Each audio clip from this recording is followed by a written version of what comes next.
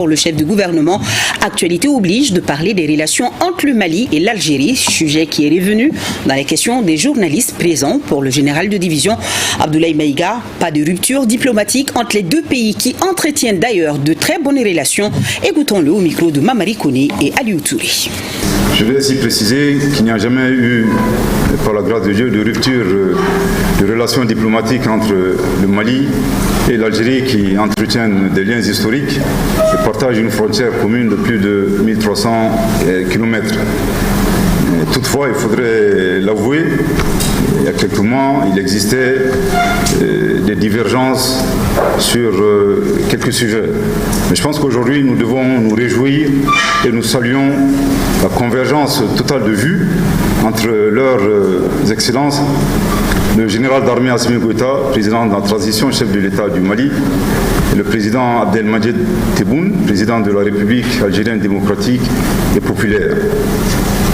Bien entendu, convergence de vues sur des principes clés, sur des principes cardinaux, notamment le respect de la souveraineté des États et la non-ingérence dans les affaires intérieures.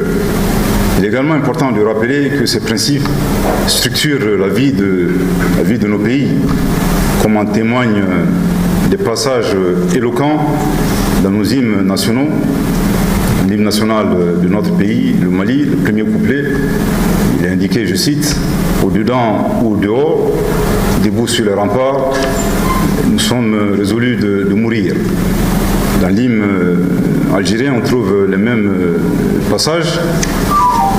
Je vais le dire en arabe. « Nahnu tourna fahayatun aw mamamat wa akadna al-azma antaya al-jazair fashalu fashalu fashalu ». En traduction en français, ça veut dire que nous nous sommes dressés pour la vie et la mort quand nous avons décidé que l'Algérie puisse vivre. Témoignez-en, témoignez-en, témoignez-en. En résumé, à l'amour des Maliens pour leur patrie correspond l'amour des Algériens pour leur patrie. Ce qu'il faut retenir au-delà, c'est bien entendu sous le leadership éclairé de nos deux chefs d'État, c'est dorénavant cette aspiration commune à vivre dans une région pacifiée, dans une région sécurisée et dans une région débarrassée de toute forme de néocolonialisme, de toute forme de prétention hégémonique, de toute forme de terrorisme, dans notre intérêt à tous.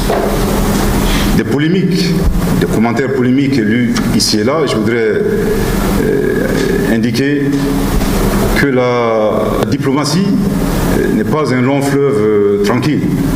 Le rôle d'un diplomate est de défendre les intérêts de son pays et sans état d'âme.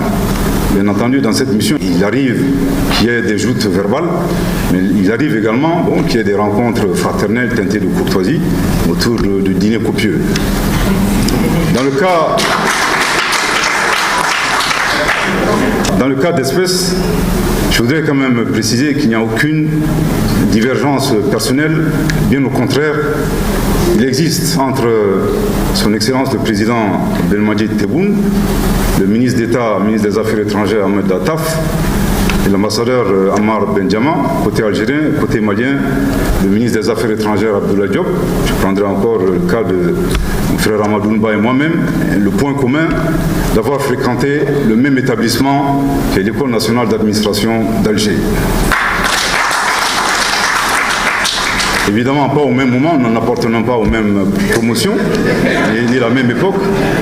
Vous savez, comme il est de coutume dans les écoles, le profond respect auquel ont droit les anciens s'accompagne toujours du devoir de bienveillance envers les cadets que nous sommes.